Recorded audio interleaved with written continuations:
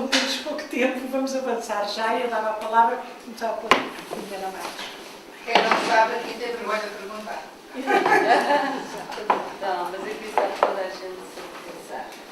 Então, disse que eu fui professora, Disse logo que era assim que eu apresentava sempre. E é muito importante a minha profissão, professora, para a leitura do PISA, não é?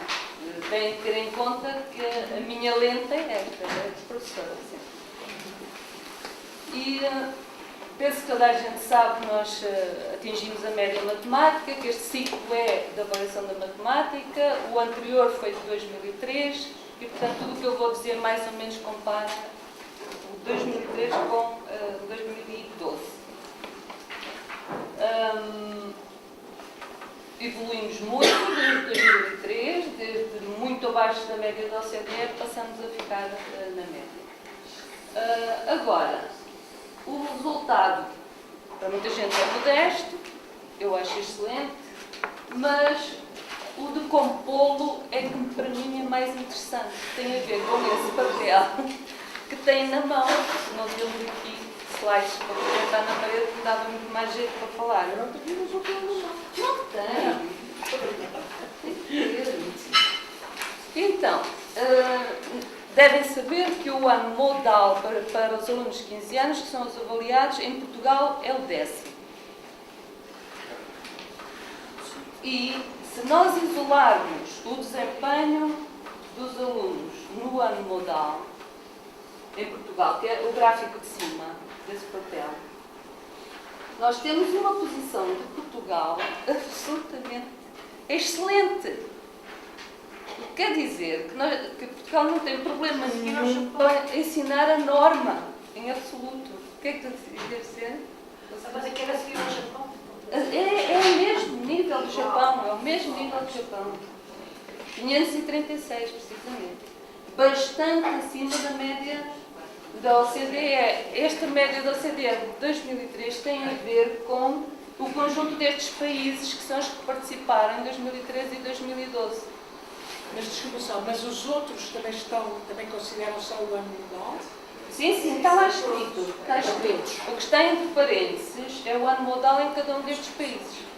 Dir-se-ia que quando o ano modal é o 9º, os resultados seriam piores, mas isso não se verifica se olharem para o gráfico. Por exemplo, a Coreia e o Liechtenstein têm o ano modal 9 e estão acima de Portugal, não é? Por exemplo. Mas há também a Finlândia, o ano modal é o 9º. Está atrás de Portugal. Espantosamente.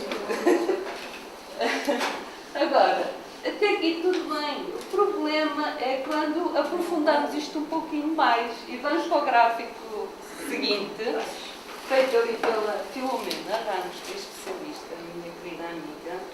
Este gráfico já foi feito por ela. E então o que é que nós vemos? Que de facto os alunos portugueses que estão no ano modal têm os tais 536 pontos e são à volta de entre 50% e 60%, é mais de 50%, mas no relatório do PISA são 60, qualquer coisa, mas neste relatório, cuja fonte está aqui escrita, são 50 e qualquer coisa. Portanto, não há mais dados no relatório de PISA sobre 7º, 8º e 9º, por isso é que usamos este que tem os dados de todos os anos. Então agora nós vemos... Há uma acusação de que foram escolhidos os alunos. Pois pelos vistos não. Eu posso dizer uma coisa, por acaso estive a ver com atenção. Desculpe fazer. Sim, O que me parece é que no primeiro exame do PISA considerou-se também alunos que estavam no segundo ciclo e depois deixou de se considerar esses alunos ou eles deixaram de existir? Não sei. Acontece que o PISA tem, a metodologia explica que são os alunos de 15 anos que completaram pelo menos 6 anos de escolaridade. Portanto, não podem integrá-los. Mas na primeira acho que não foi assim. Isso não reparei, não sabia. Bom, mas então, este gráfico acho que é bastante eloquente da nossa situação e dos nossos problemas. Porque o facto de termos a maior parte dos alunos no ano modal não significa que no nono não haja também alguns que entraram um pouco mais tarde, mas que nunca reprovaram. Pode haver. Mas a percentagem não é certamente muito grande destes alunos. O que significa que se eles estão em tão grande percentagem abaixo do ano modal, é que o nosso sistema continua a reprovar imenso. E como esta percentagem é muito grande e como o desempenho que têm estes alunos, o desempenho médio, é bastante fraco, estão mesmo a ver que nós nunca poderemos atingir níveis superiores enquanto não resolvermos este problema aqui baixo. Do nono, oitavo e sétimo. É que eu acho que aqui é que está o besílios da questão em relação ao nosso país. Este é que é o grande problema. O que revela também este gráfico é que, além de reprovarmos muito, o que revela é que o nosso sistema é muito estratificado. Além de reprovarmos muito, revela também aqui num bocadinho, podia revelar muito mais que isto, a separação dos alunos por competência, ou por falta de competência. E temos aqui um exemplo que é o CEF. E repare, eu li um relatório que me mandou a Ania há pouco tempo, do Ucrânia, avaliação do Ucrânia, que elogia bastante o que se conseguiu no CEF. E é verdade, todos os dados apontam para que a criação dos CEF contribuiu para a diminuição do abandono escolar, da saída escolar precoce. Acontece, e tem uma taxa de conclusão melhor que no ensino regular. Simplesmente, se nós vamos ver a aprendizagem, se o PISA é credível, nós vemos aqui que os alunos dos 15 anos que estão no CEF têm uma média de 370, que é ao nível entre o 7º e o 8º ano. Porque provavelmente também são alguns alunos que têm ou que tiveram reprovações. Claro, óbvio. Óbvio. Exatamente. Num ano de escolaridade também tem. Exatamente. O que significa, mas de qualquer modo não deixa de acontecer que os alunos de 15 anos que estão nesta modalidade não têm a mesma preparação dos alunos de 15 anos que estão nos outros. Não é? Não sei. É o que está aí. Não, se eu comparar com os que estão no 10º ano, não é? Nem no nono. Certo, nem no nono. Entre o 7º e o 8º. Exatamente. Eles estão entre o 7º e o 8º. É que eles estão aqui, não é? Estes CEF. Os CEF têm 1 ano de duração ou 2 máximos. Portanto, e atingem o nono ano. Portanto, eles estão no 8º ano, no nono. O correspondente, não é? Correspondente. Portanto, não tem a mesma duração do ensino regular. Sim, sim. Pois, exato. Só uma pergunta ao... Portanto, neste desempenho médio no ano plural, eles não foram buscar alunos do CEF na amostra que constituíram. No ano modal, Sim. no ano modal, quando todos os alunos de 15 anos que participaram, mas que estavam no 10º ano. Que estão no 10º ano. Em todos estes países, não é só Portugal. Isto é comparado em todos os países no seu ano modal, que nem sempre é o 10º, mas há até um caso que é 11º. No nosso caso, como terá o 10 ao meio, é no que? Só no 10. É na Turquia. E Holanda, que tem um mau resultado aqui, não sei porquê. Isso é uma coisa que eu explico. Olha, no 10 Eu tive de analisar várias vezes isto, a ver se era verdadeiro, porque eu não acreditava. Portanto, fui de várias fontes e descobri por acaso que as tabelas que se acedem, a tabela correspondente que se acede pelo relatório do PISA está errada. Portanto, não vão à tabela. O escrito, o livro, é que em princípio estará certo. Nós acreditamos que é certo. Ora, qual é então o maior problema ainda? Esta percentagem, este peso que nós temos dos alunos abaixo do ano modal com mau desempenho, ou fraco desempenho, tem uma marca fortíssima socioeconómica. Portanto, está extremamente relacionado com uma condição socioeconómica desfavorável. Eu procurei retirar do texto, ser o mais fiel ao texto possível para não inventar. A maior parte dos sistemas tem um desempenho semelhante antes e depois de considerado fator económico. Isto é para provar aquilo que eu acabei de dizer. Portugal é uma das exceções. Teria um desempenho acima da média da OCDE, fazendo parte dos 3 únicos países em que o desempenho subiria mais de 10 posições no ranking dos países participantes. Passaria da posição 31 para a posição 18, se isolasse este fator socioeconómico. A variação de desempenho atribuída ao estatuto socioeconómico dos alunos é sempre superior à média, no caso português. É globalmente superior à média, é 20%, a média da OCDE é 15%, no interior da escola é 9%, e na OCDE é 5%, e entre escolas é de 44% e na OCDE é 28%. Portanto, a variação de desempenho que é atribuída ao estatuto socioeconómico tem um peso enorme em Portugal, superior à média. Ainda no interior da escola, quando se associa o estatuto socioeconómico com o tipo de curso ou programa, lá estão os CEFs e outros, isto abaixo do secundário, não é? Com o tipo de programa que os alunos frequentam, então estes dois fatores em conjunto explicam entre 20% a 38% das diferenças de desempenho. O perfil socioeconómico de uma escola, isto faz-me lembrar os TAPE e de onde saíste, é um preditor de desempenho também em Portugal. Explica 62% da variação entre escolas. Portanto, nós vemos os problemas que nós temos aqui para atacar.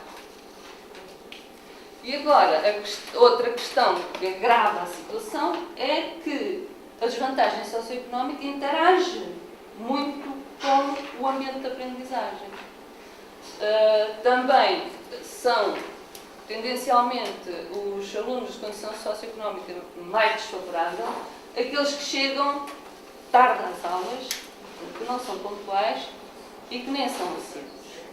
E também tem essa influência. E também exerce uma grande influência no clima escolar.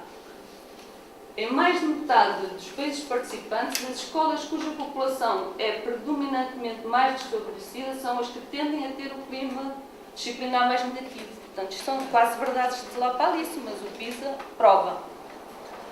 O clima disciplinar melhorou entre 2013 e 2012, mas metade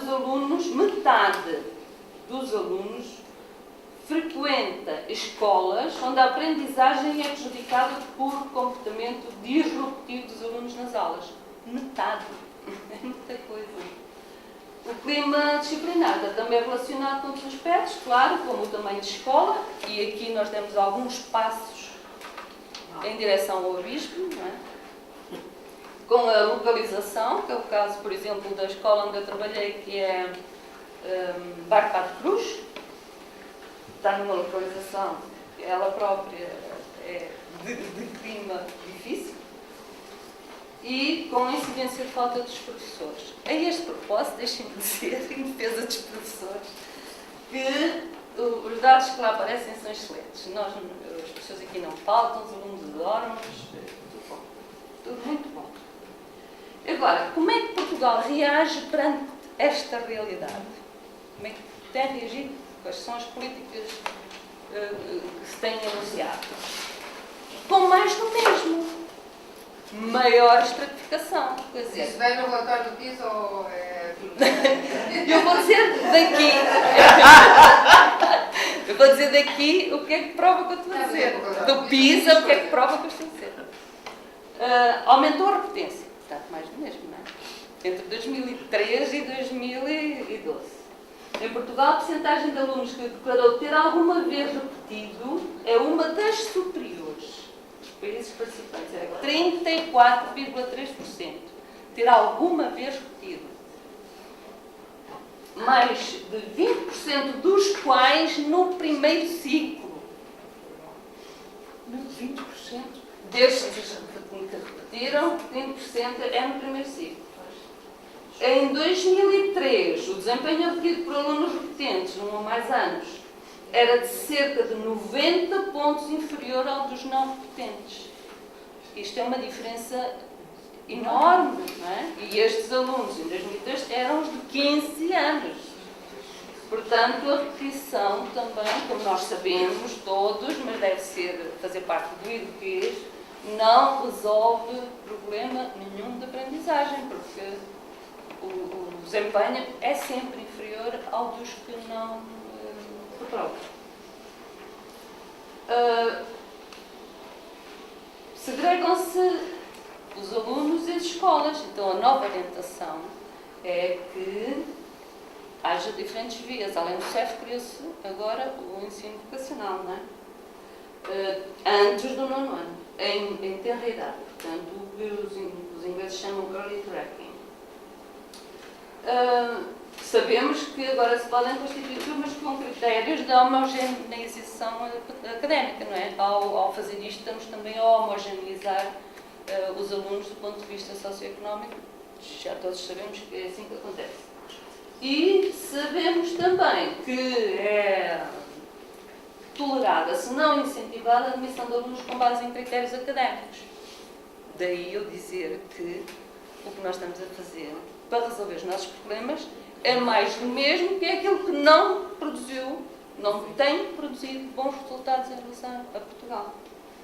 E o que é que o PISA nos diz sobre estas práticas, então? Diz-nos que se aprofunda o impacto do fator socioeconómico no desempenho. Quanto mais temos práticas deste tipo, maior é o impacto do fator socioeconómico no desempenho. Em mais de metade dos países participantes, entre 2 alunos com idêntico desempenho em matemática, o menos favorecido em termos socioeconómicos é o que tem maior probabilidade de ter repetido. Foi o que eu acabei de dizer. Isto é texto do PISA. O impacto da condição socioeconómica no desempenho é mais forte, isto é PISA também, nos sistemas que segregam desde cedo os alunos de acordo com diferentes vias e onde mais alunos frequentam escolas academicamente seletivas. Nas escolas onde mais alunos frequentam programas vocacionais, isto também acontece, eu acho que precisava aqui de um aprofundamento, ou onde mais alunos são transferidos com base no desempenho ou o comportamento, também acontece o aprofundamento do impacto do fator socioeconómico sobre o desempenho.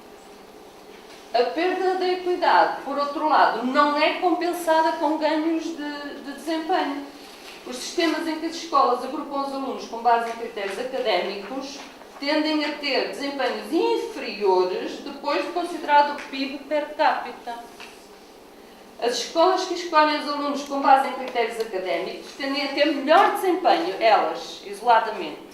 Mas os sistemas que têm uma maior proporção deste tipo de escolas não têm melhor desempenho. Portanto, as outras pesam negativamente sobre o cômputo global dos países. E esta também é engraçada, mas que confirma aquilo que nós sabemos também.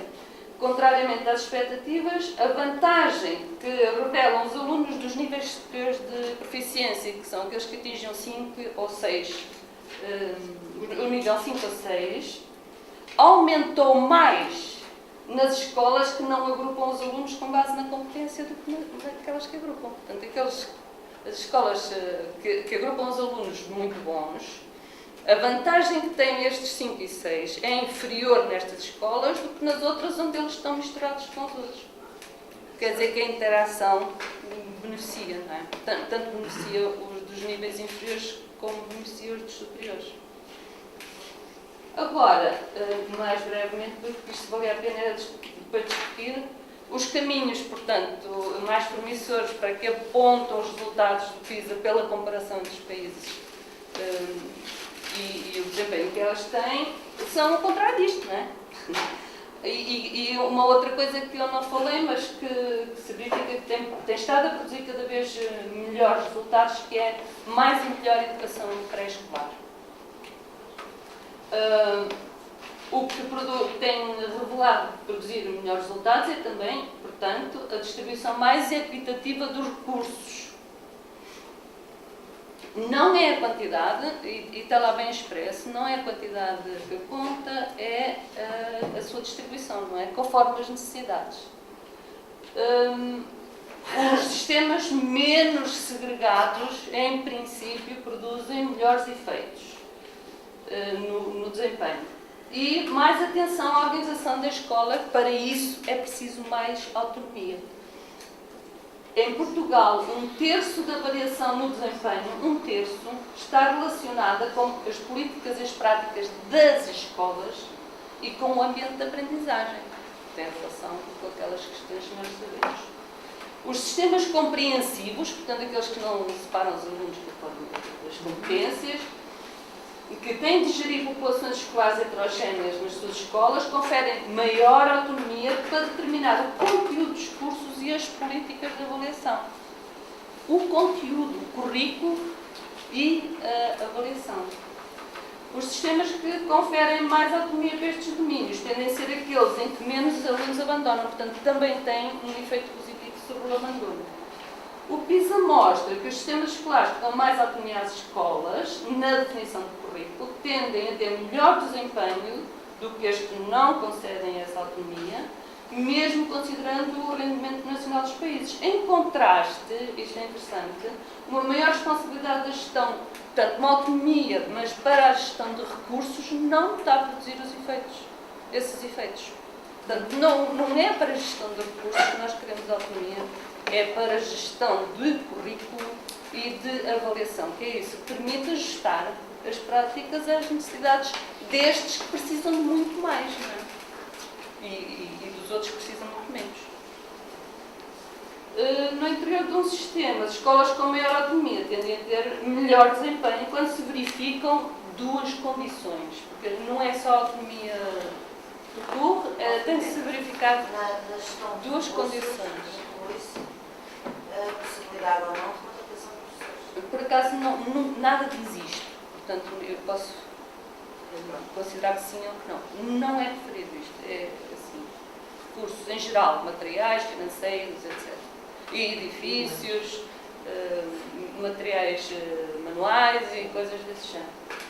Portanto, autonomia desde que acompanhada de mecanismos de prestação de contas que podem ser, por exemplo, a publicitação dos resultados de exames. A mera publicitação é um fator positivo no exercício da autonomia. E também com a existência de uma cultura de colaboração entre diretores e professores. Portanto, a autonomia é tanto mais eficaz quanto haja mecanismos de prestação de contas e uma cultura de colaboração entre gestão e professores. Entre gestão e professores. E tem dito, vamos ver o que é que nós discutimos. Tinha mais coisas a dizer, que é agora como é que se faz nas escolas, mas isso é depois.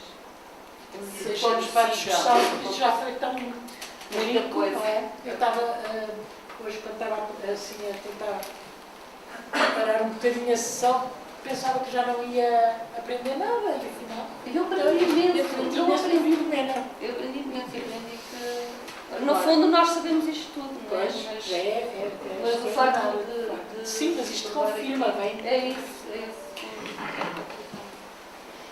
Passar a palavra ao professor Mendes.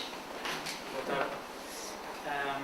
Bom, depois desta abordagem bastante quantitativa e que nos trouxe bastante informação, vou fazer uma coisa completamente diferente, porque parti do princípio que a sua exposição ia utilizar bastantes números e achei que não valia a pena prolongar mais este exercício e por isso pensei que seria mais interessante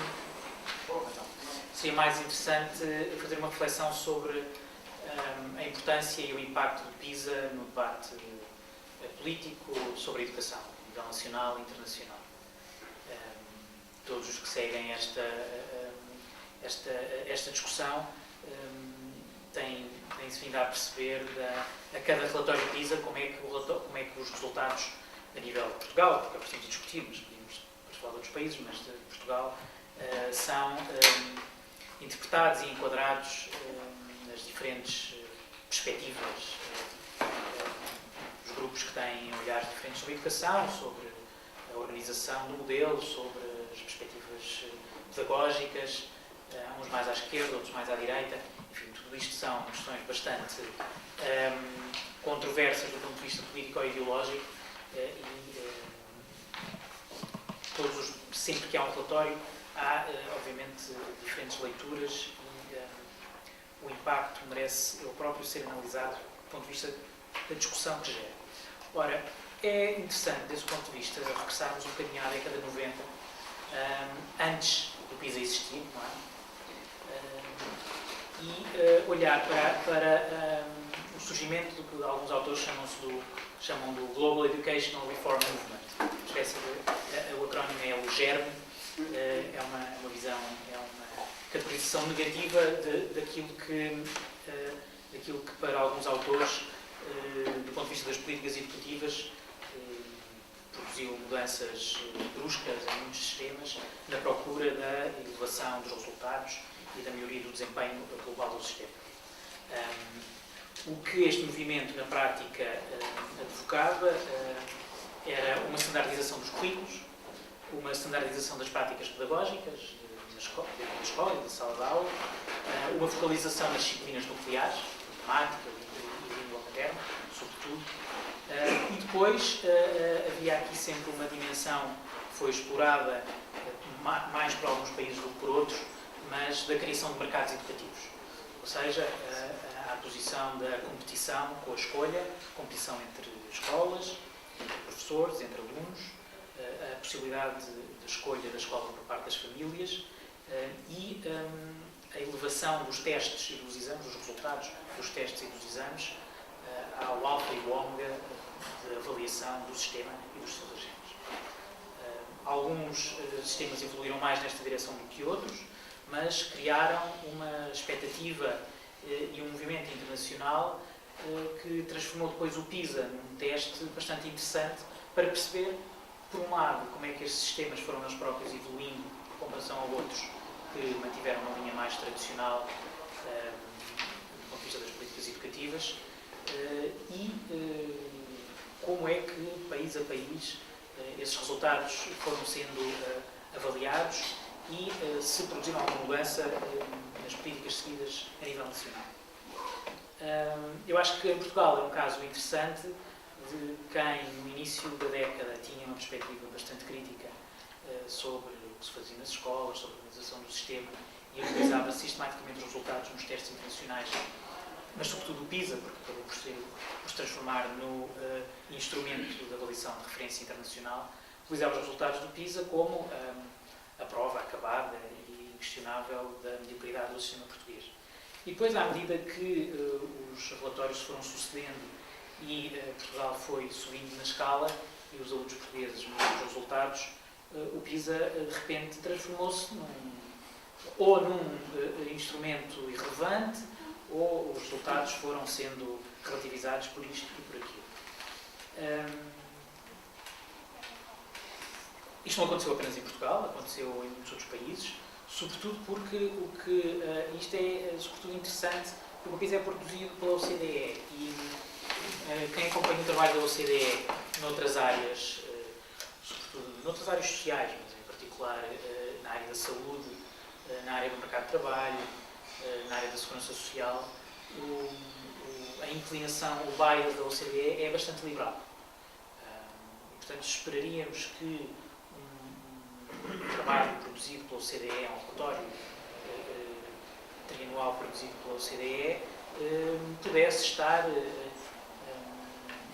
certa forma, viciado ou ele próprio carregasse uma série de preconceitos e estereótipos liberais muito na linha daquilo que os próprios defensores do movimento, o GEM, o Global Educational Reform Movement, defendiam, e eles próprios, eu parece-me que eles procuraram no PISA, e esperavam que o PISA refletisse a melhoria de desempenho das suas próprias escolhas nacionais. Não é?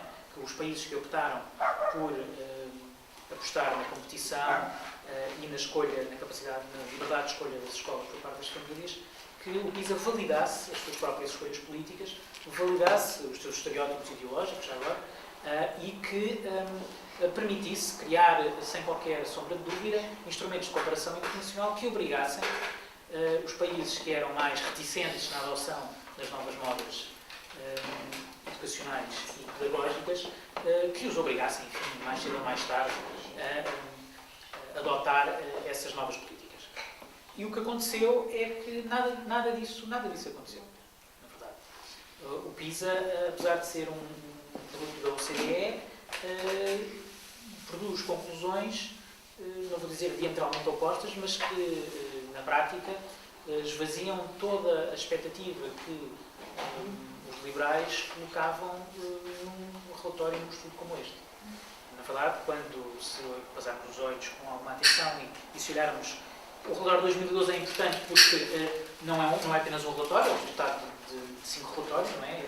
É toda a trajetória, é a reflexão acumulada de muitos estudos ao longo desta década, e o que permite ver é que a linguagem que é utilizada pelos relatórios da OCDE, as preocupações que eles manifestam, as conclusões a que chegam, as próprias recomendações de política que eles fazem, estão muito longe da linguagem e das recomendações de política que os liberais enfatizam no espaço público e na discussão política nacional e internacional.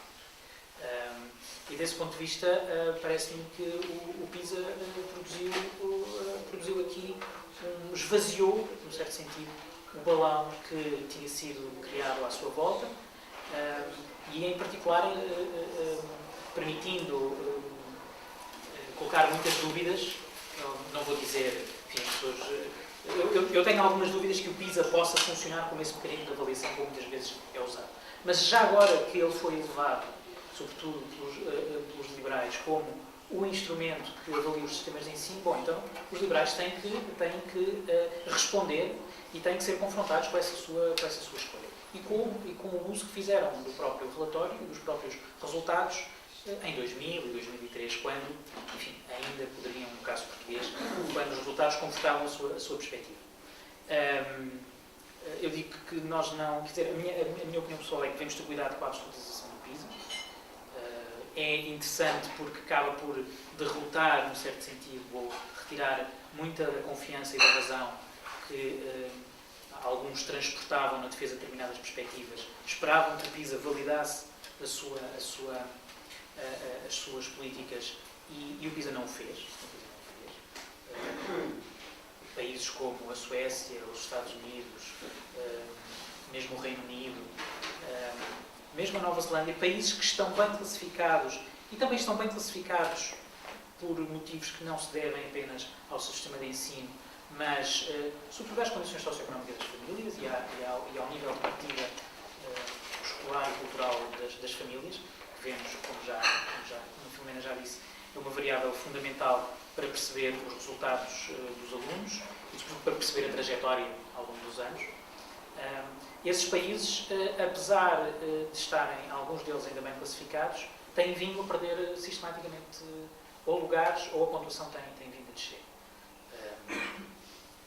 O caso paradigmático é, deste ponto de vista, a Suécia foi eleita, foi transformado pelos liberais no grande modelo que os países que estariam reticentes em abordar ou em seguir novas políticas, fazer uma espécie de revolução no modelo, deviam aprender com a Suécia, deviam seguir a Suécia era um paradigma, e ainda é, enfim, não é que sejam derrotados facilmente pelos elementos empíricos, isto não é uma experiência, mas para quem parte para este debate sem grandes estereótipos ou sem grandes, enfim, com uma posição de partida relativamente aberta àquilo que os resultados nos dizem, tem que admitir que esses sistemas ou não evoluíram da forma como era esperado que evoluíssem, e, no pior dos casos, foram revoluções falhadas, que não resolveram nenhum problema, pelo contrário, acrescentaram problemas àqueles que existiam e, sobretudo, já vou falar um bocadinho mais da Suécia à frente, retiraram instrumentos de política pública que existiam no passado e deixaram de existir. É curioso, se olharmos para os primeiros estudos antes do PISA, até mesmo antes do TIMSS e do PIRLS, da década de 80, enfim, eram estudos que podemos dizer que ainda não tinham o grau de maturidade que o PISA adquiriu, mas são estudos que existiam na época e, portanto, são as indicações, eram indicativos da qualidade dos estudantes e da hierarquia que os países obtinham nesses relatórios. E os alunos suecos eram, isto é, mais do que um relatório, os alunos suecos eram os melhores do mundo, acima dos finlandeses, eram ainda os melhores do mundo. As amostras eram as amostras da OCDE, mas com menos países, eram 15, 20 países, portanto não eram estas amostras ainda não estavam os países asiáticos, mas os alunos suecos eram, durante a década de 80, os melhores alunos do mundo. E de repente passaram para alunos absolutamente medianos. O que é que aconteceu? Bom, terão acontecido várias coisas, mas primeiro, o seu desempenho internacional não melhorou, pelo contrário, e passou-se alguma coisa que tenha levado a que o seu desempenho nos testes internacionais, que eram os melhores de longe, não eram os melhores de longe, acima de qualquer outro país ocidental. De repente fizeram uma revolução do sistema de ensino, não é? Acabaram com a escola centralizada e bafienta e o que aconteceu é que os resultados foram por ali abaixo. Como eu digo, não devemos absolutizar os resultados do PISA. O PISA é uma boa base de trabalho para produzir muitos outros estudos e fazer comparações mais individualizadas e procurar explicações mais detalhadas e microscópicas do que acontece em cada sistema de ensino, mas parece-me que 5 relatórios depois o PISA desempenha hoje um papel insubstituível, porque mais nenhum estudo faz o que o PISA faz, não é? O nível de comparação e o nível de maturidade que metodologicamente o estudo atingiu torna de facto um relatório único, mas sobretudo tem tido um impacto nas políticas educativas que é provável que há 12 ou 15 anos era uma coisa provavelmente impossível de anteceder. É impossível esperar que ao fim de 5 relatórios, por exemplo, o PISA obrigasse neste momento as autoridades suecas a perguntar o que é que aconteceu para que o nosso país de repente tenha passado para esteja neste momento abaixo da média do OCDE, bastante abaixo da média do OCDE, e comparar-se com países como a Itália, que é um país relativamente mal colocado nestes rankings, enfim, que esteja ao nível de alguns países do Sul e bastante longe dos países do Norte. Agora, relativamente à importância, só para terminar, não vou alongar muito mais, o cuidado com o PISA que nós devemos ter, parece-me, é evitar absolutizar este tipo de testes, porque, de repente, por exemplo, sistemas que, ao nível da avaliação dos alunos, já há alguns sistemas nacionais que, ao longo dos anos, e para tornar os alunos mais familiarizados com as perguntas de tipo PISA, começaram a incorporar as perguntas nos seus testes nacionais. E, portanto, este tipo de práticas, que são bem conhecidas do teaching to the test, não é? Podem também criar efeitos um bocadinho perversos, que levem que, ao longo do tempo, os próprios sistemas, não só os sistemas, mas os próprios alunos, fiquem cada vez mais treinados para ter um bom desempenho no PISA, e por isso eu acho que devemos olhar com cautela para este tipo de rankings internacionais, devemos saber retirar conclusões, utilizar os dados de forma prudente e não achar que o PISA prova a vitória ou a derrota de um sistema sobre o outro. Sobretudo, o que o PISA parece-me que a conclusão ao fim de 5 relatórios é que não há um modelo que seja, de forma inequívoca, melhor que o outro e que possa ser exportado para todo lado, independentemente das posições de partida, independentemente do nível cultural das famílias, do nível de formação dos professores, da capacidade da administração pública, etc. Parece-me que a vantagem que o PISA nos traz hoje é mais negativa do que positiva, é dizer, não há um único modelo, em vez da conclusão que este modelo é inequivocamente o correto e deve ser replicado por todos os outros. Muito obrigada.